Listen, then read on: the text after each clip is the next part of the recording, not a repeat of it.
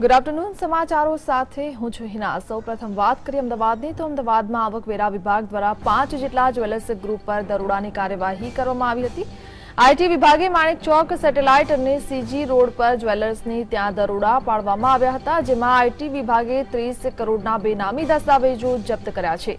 આ દરમિયાન 2.70 કરોડનું કાળું નાણું ઝડપાયું છે, જેમાં 70 લાખની રોકડ સાથે 1.10 કરોડની મત્તા જપ્ત કરાઈ છે। આઈટી વિભાગે તપાસમાં 24 બેંક લોકર પણ સીલ કર્યા છે। અમદાવાદ ઉપરાંત આઈટી વિભાગે મહેસાણા અને વિસનગરમાં પણ દરોડાની કાર્યવાહી કરી હતી। 5 ગ્રુપના 45 સ્થળોએ 3 દિવસ સુધી દરોડાની કાર્યવાહી ચાલી છે। આઈટી વિભાગ હવે આ ગ્રુપના ઠેકાણાઓ પરથી જપ્ત થયેલા દસ્તાવેજોની ચકાસણી કરશે।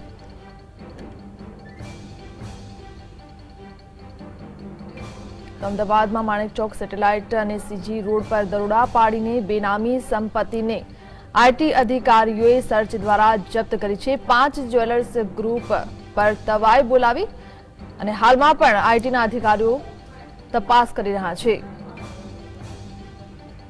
તો આ વિશે વધુ માહિતી આપી રહ્યા છે મારા સંવાદદાતા કલ્પિન। કલ્પિન, જણાવો કે જે રીતે બેનામી સંપત્તિ મળી આવી છે, શું વિગતો મળી રહી છે તેને લઈને હજુ ક્યાં તપાસ ચલાવવામાં આવી રહી છે? हाँ जी, ચોક્કસ એના જણાવી દઉં કે અત્યારે જે પ્રકારે નોટબંધી ઇન્કમટેક્સ વિભાગ દ્વારા જે ગુજરાતના અલગ અલગ જે મોટા શહેરો છે એમાં આઈટી વિભાગનું સર્ચ ઓપરેશન હાથ ધરવામાં આવ્યું હતું। મહત્વની વાત એ છે કે આ સૌથી મોટું નોટબંધી બાદનું સૌથી મોટું એક આઈટી વિભાગે સર્ચ ઓપરેશન હાથ ધર્યું હતું।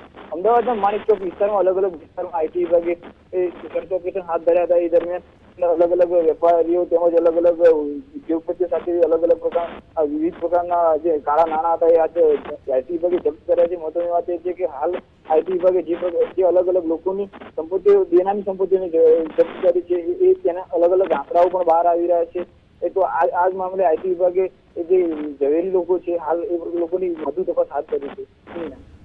જી કલ્પિન, હવે આઈટી અધિકારીઓ ક્યાં તવાઈ બોલાવી શકે છે?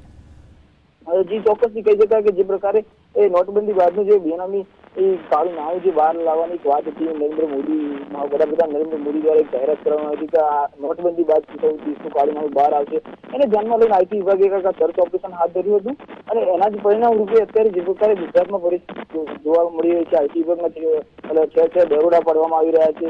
એ તો સ્વાભાવિક વાત છે કે હાલ અત્યારે જે તવાઈ બોલાવવામાં આવી છે તે ભવિષ્યમાં આ જ રીતે યથાવત રહેશે।